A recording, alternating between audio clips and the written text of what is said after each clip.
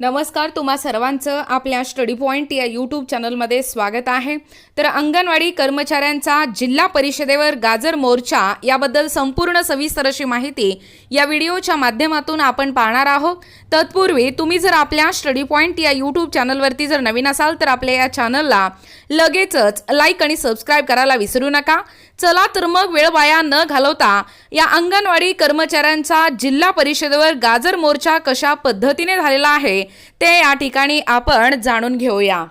बघा, या ठिकाणी तुम्ही टायटल पाहू शकता। टायटल काय आहे बघा, अंगणवाडी कर्मचाऱ्यांचा जिल्हा परिषदेवर गाजर मोर्चा। बघा, राज्य शासनाने आश्वासनाची पूर्तता न केल्यामुळे अंगणवाडी कर्मचाऱ्यांचे असहकार्य आंदोलन सुरू असून प्रलंबित मागण्यांकडे लक्ष वेधण्यासाठी राज्य अंगणवाडी कर्मचारी संघाच्या नाशिक शाखेतर्फे शुक्रवारी म्हणजे कालच्या घडीला तारीख देखील आहे 26 जिल्हा परिषदेवर गाजर मोर्चा काढण्यात आला।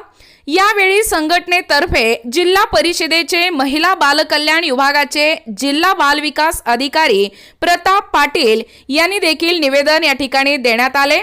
बघा पुढे, राज्यात एकात्मिक बाल विकास सेवा योजनेत सुमारे 1,13,000 अंगणवाडी केंद्रात 2 लाख अंगणवाडी कर्मचारी कार्यरत आहेत। मानधन वाढ, दरमहा, पेन्शन, ग्रॅच्युइटी इत्यादी मागण्यांसाठी अंगणवाडी कर्मचाऱ्यांनी गेल्या 4 डिसेंबर 2023 ते 25 जानेवारी 2024 पर्यंत एकूण 52 दिवसाचा राज्यव्यापी संप केला होता। बघा, संपाचा जो कालावधी होता तो एकूणच 52 दिवसाचा आपला हा राज्यव्यापी संप होता। संपाची तडजोड करताना महिला व बाल विकास विभागाच्या मंत्री यांनी आशा कर्मचारी यांचे मानधन वाढ झाल्यानंतर लगेच अंगणवाडी कर्मचाऱ्यांना मानधन वाढ देण्याचा प्रस्ताव मंत्रिमंडळात मांडण्यात येईल असे लेखी आश्वासन संघटनेला दिले होते, परंतु महिला व बाल विकास विभाग खात्याने त्या आश्वासनाची पूर्तता या ठिकाणी केलेली नाही। त्यामुळे अंगणवाडी कर्मचाऱ्यांच्या मनात प्रचंड असंतोष खदखदत आहे। बघा, राज्य सरकारच्या या अनास्थेच्या वृत्तीबद्दल अंगणवाडी कर्मचाऱ्यांनी 15 जुलैपासून असहकार्य आंदोलन सुरू केले आहे। या आंदोलनात अंगणवाडी सेविका अंगणवाडी केंद्राचे दैनंदिन कामाचे मासिक अहवाल देणार नाही, मासिक सभेत व शासकीय बैठकांमध्ये बहिष्कार टाकलेला आहे। तसेच राज्यभर जिल्हा परिषद कार्यालयावर निदर्शने देखील केली आहेत।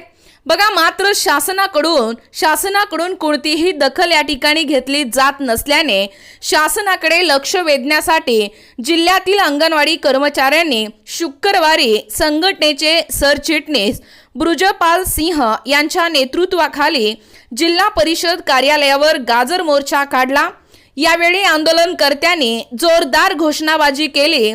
या आंदोलनात राजेश सिंह, भगवान डवणे, पद्मा भुजबळ, मीरा जाधव, संगीता कासार, जया गरड, चंद्रकला बत्तासे, मोहिनी गाजरे, अरुणा बाबा आदी सहभागी या ठिकाणी झाले होते। बघा, एकूणच या आंदोलनामुळे त्र्यंबक रोड पूर्णपणे जाम झालेला होता। अंगणवाडी सेविकांनी जिल्हा परिषदेवर मोर्चा काढला, त्यावेळी त्र्यंबक रोडवर कर्मचाऱ्यांनी ठिय्या मांडला। 1 ते 1.5 तास हा ठिय्या होता, त्यामुळे त्र्यंबक रोड हे वाहतुकीसाठी बंद होता। रस्ता बंद झाल्याने वाहतूक व्यवस्था विस्कळीत झाली होती। बघा, एकूणच अशा पद्धतीने या अंगणवाडी कर्मचाऱ्यांचा हा जिल्हा परिषदेवर गाजर मोर्चा हे अशा पद्धतीने घडलेला होता।